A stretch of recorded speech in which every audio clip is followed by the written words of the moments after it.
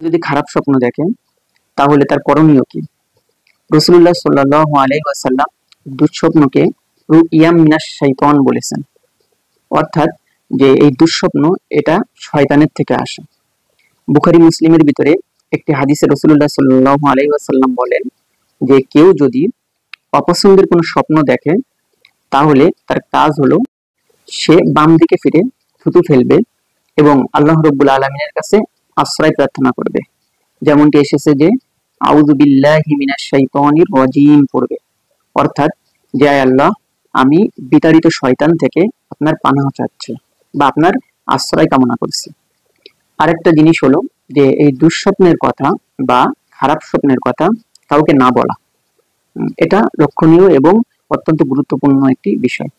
এখন এই দুঃস্বপ্ন যদি কেউ দেখে বা অপছন্দের কোনো স্বপ্ন দেখে তাহলে তার করণীয় কি?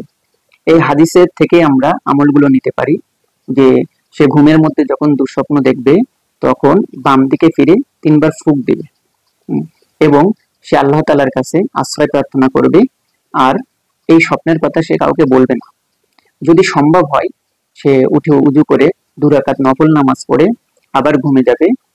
আর বিশেষ করে কেউ যদি ঘুমানোর আগে আয়াতুল কুরসি, সূরা ফালাক, সূরা নাস এগুলোর আমল করে ঘুমায় তাহলে আল্লাহ তাআলা অনেক ক্ষেত্রে দুঃস্বপ্ন থেকে হেফাজত করে।